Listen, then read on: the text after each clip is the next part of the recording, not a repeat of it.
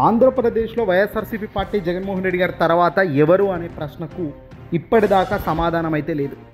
YSRCP party తర్వాత జగన్ తర్వాత అనే క్వశ్చన్ మార్క్ వైసీపీలో కానీ క్యాడర్లో కానీ రాజకీయ విశ్లేషకుల్లో కానీ ఎవరికి కూడా ఈ ఆలోచన లేదు. ఎందుకంటే జగన్మోహన్ రెడ్డి గారు అతి స్ట్రాంగ్గా గట్టిగా బలంగా నిలబడి రాజకీయంలో యుద్ధం చేస్తున్న వ్యక్తి.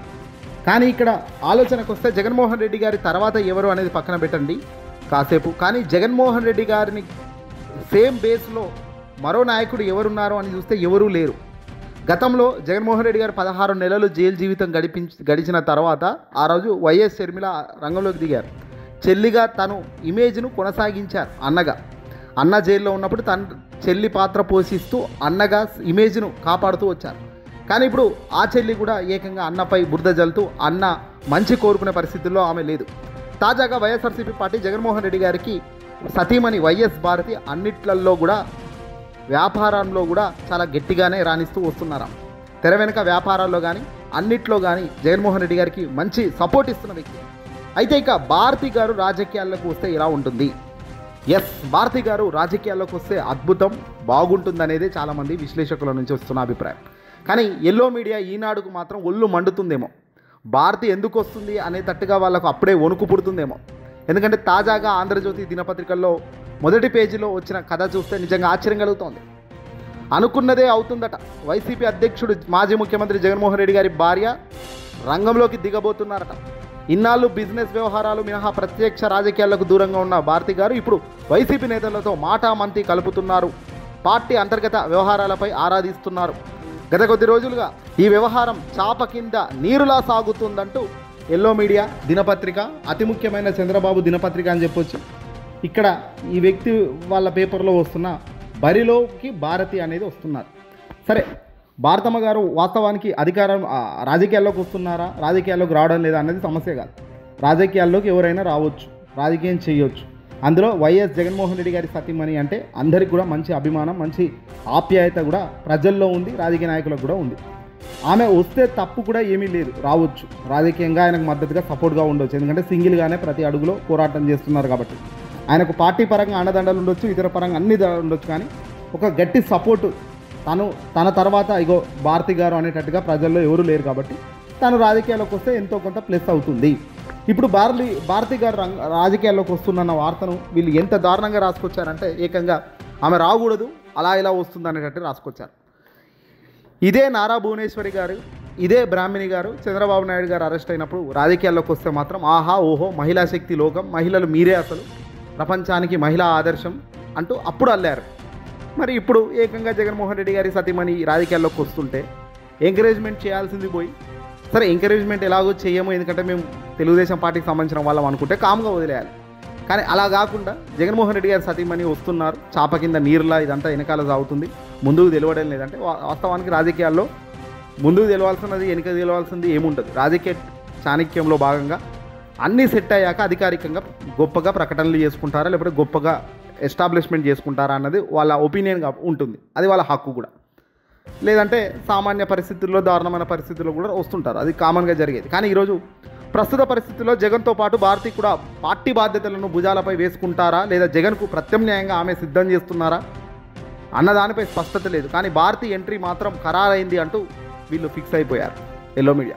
వాస్తవానికి భారతమ్మ గారు వస్తున్నట్టు కానీ అఫీషియల్గా కానీ ఎక్కడ కూడా వైసీపీ నుంచి కానీ ఎలాంటి రియాక్షన్ లేదు, వైసీపీ ఏం ప్రకటించలేదు.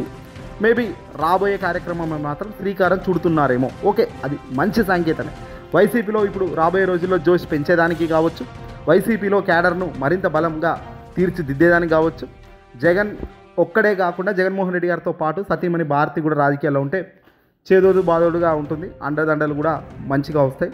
కొందరు ఒక దిక్కు ప్రచారానికి వెళ్తే సతీమణిగా భారతమ్మ గారు ఇంకో వర్షన్ ప్రచారం కూడా చేస్తూ పోతే పార్టీకి ప్లస్ అయ్యే పరిస్థితి వస్తుంది. వైఎస్ఆర్సీపీ పార్టీ అన్నది ఆయా రాజకీయ పార్టీకి సంబంధించి ఆయా రాజకీయ నిర్ణయాలు తీసుకునే హక్కు, అధికారం వైఎస్ జగన్మోహన్ రెడ్డి గారికి ఉంటుంది. ఆ పార్టీ క్యాడర్ దాన్ని అనుసంధానం చేస్తూ వాళ్ళకు ముందుకు వెళ్ళే పరిస్థితి కూడా క్యాడర్లో మంచిగా కనబడుతుంది. ఇలాంటి తరుణంలో ఒకరి మెప్పు పొందాల్సిన అవసరం కానీ ఇంకోరు వస్తే బాగుంటుంది రాకపోతే బాగుంటుంది అనేటట్టుగా ఏమీ ఉండదు. పార్టీలో గందరగోళం అట. ఇక్కడ ఆంధ్రజ్యోతి ఏం చెప్తుందంటే ఇక్కడ భారతి గారు వచ్చడం కాదు, పార్టీ కోల్పోయిన అధికారం కోల్పోయిన తర్వాత పార్టీ పిలుపు మేరకు జగన్ నేరుగా ప్రజా ఉద్యమాల్లో పాల్గొనలేదట. ఉద్యమించింది ధర్నాలు చేయండి అందరికీ చెప్పి ఆయన బెంగళూరుకు వెళ్ళిపోతున్నారట. అసెంబ్లీకి వెళ్ళి ప్రభుత్వాన్ని నిలదీసే అవకాశాన్ని కూడా ఆయన దూరం చేశారట. దీంతో పార్టీ నేతలకు ఆయనకు మధ్య ఆఘాతం పెరుగుతుందట. కార్యకర్తల్లో సరే నాయకుడు లేకుండా పోరాటాలు ఏమిటో కేడర్కి అర్థం కావడం లేదట. ఎవరెన్ని చెప్పినా జగన్ మాత్రం ప్యాలెస్ దాటి బయటకు రావడం లేదట. క్షేత్రస్థాయిలో ఏం జరుగుతుందో ఆయనకు చెప్పేవారు లేరట. ఒకవేళ ఆయనకు చెప్పినా పట్టించుకోవడం లేదట. ఇటీవల కాలంలో చేపట్టిన పలు ప్రభుత్వ వ్యతిరేకత నిరసన కార్యక్రమాలు విఫలమయ్యాయట. మొన్నటికి మొన్న యూరియా మెడికల్ కాలేజీల విషయంలో ఆర్భాటం చేసినా ఆ తర్వాత తుస్సుమైందట. ఇదంతా కూడా ఎల్లో మీడియా ఏడుపు చూడండి. వాస్తవం ఏందయ్యా అంటే మెడికల్ కాలేజీలకు సంబంధించిన ప్రైవేటీకరణ ఒక్కొక్కడికి తడిసేలా చేసింది. ఢిల్లీ స్థాయిలో కూడా పెద్దలకు కూడా చేరింది. ఏం జరుగుతుంది ఏపీలో ఏదో కాలేజీల ఇష్యూ అని. మెడికల్ కాలేజీల ప్రైవేటీకరణ అనేది ఎంత దారుణమైన నిర్ణయమో ఈరోజు 2 తెలుగు రాష్ట్రాల్లో చర్చ జరుగుతుంది. యూరియా జగన్ రంగంలోకి అడుగు పెట్టాల్సిన అవసరం లేదు. జగన్మోహన్ రెడ్డి గారు ఒక ప్రకటన చేసేసరికి టీడీపీ దిగొచ్చే కార్యక్రమం చేసింది. దీన్ని రాయలేదు. బెంగళూరులోనే ఉంటుండంటున్నారు. బెంగళూరు ఎందుకు ఉంటున్నాడు? బెంగళూరులో నివాసం కాదు, టెంపరీగా బెంగళూరుకు వెళ్తున్నాడు. కానీ ఇమీడియట్గా ఏ పని ఉన్నా నిరసన తెలిపే సమయంలో మాత్రం ఆంధ్ర రాష్ట్రానికి వస్తున్నాడు. ఇదే చంద్రబాబు నాయుడు గారు, ఇదే నారా లోకేష్ గారు ఎన్నిసార్లు ఫ్లైట్ ఎక్కుతున్నారు, ఎన్నిసార్లు దిగుతున్నారో చూస్తే నిజంగా నోర్లు తెరవాలి. 15 నెలలో, కేవలం 15 నెలలో దాదాపుగా 70 సార్లు చంద్రబాబు నాయుడు హైదరాబాద్కు పోయాడు. ఆంధ్రప్రదేశ్లో సొంతంగా పర్మనెంట్ నివాసం కూడా లేదు ఈ వ్యక్తికి. మంత్రి నారా లోకేష్ది అదే దారి. 77 సార్లు హైదరాబాద్ ప్రయాణం చేశాడట ఏకంగా నారా లోకేష్. తండ్రి 70 సార్లు, కొడుకు 77 సార్లు. డిప్యూటీ సీఎంగా పవన్ కళ్యాణ్ ప్రత్యేక ప్రయాణాలకు అసలు అంతే లేదట. విచ్చలవిడిగా పవన్ కళ్యాణ్ అయితే అందితే ఫ్లైట్, దిగితే ఫ్లైట్ అన్నట్టుగా తాను వెళ్తున్నారు. ఎప్పుడు వీలైతే అప్పుడు అటో గంట ఇటో గంట అన్నట్టుగా ఫ్లైట్లో వెళ్తున్నారు. టైం వాళ్ళది నడుస్తుంది కాబట్టి, అనేవాడు లేడు కాబట్టి ఏదైనా చేయొచ్చు అనేటట్టు వాళ్ళు తిరుగులు ఉన్నాయి. సొంతంగా ఇప్పుడు నారా లోకేష్ తన నివాసం పూర్తిగా హైదరాబాదే. చంద్రబాబు నాయుడు గారు, నారా లోకేష్ ఇద్దరు నివాసం కూడా హైదరాబాద్కు సంబంధించిన ప్రాంతం నుంచే నివాసం పర్మనెంట్గా ఉంటున్నారు.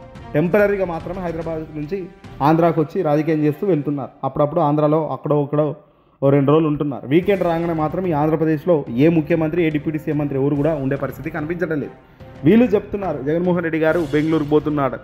ఆంధ్రప్రదేశ్లో వైఎస్ఆర్సీపీ పార్టీ అధికారంలోకి రాకముందే జగన్మోహన్ రెడ్డి గారు తాడేపల్లిలో నివాసం నిర్మించుకొని తానే రాజకీయం మొత్తం కూడా నివాస కేంద్రంగానే పూర్తి స్థాయిలో ఆయన చేసుకొచ్చారు.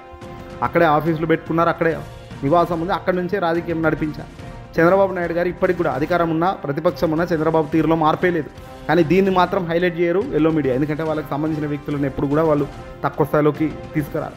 కానీ ఈరోజు భారతమ్మ గారు రాజకీయాల్లోకి వస్తున్నారని, ఇంకోరు రాజకీయాల్లోకి రావడం లేదని, అసలు భారతి గారు రాజకీయాల్లో రావడం పార్టీకి ఇష్టం లేదంటూ ఇలా రకరకాల వాదనలు తెరపైకి చేస్తున్నారు.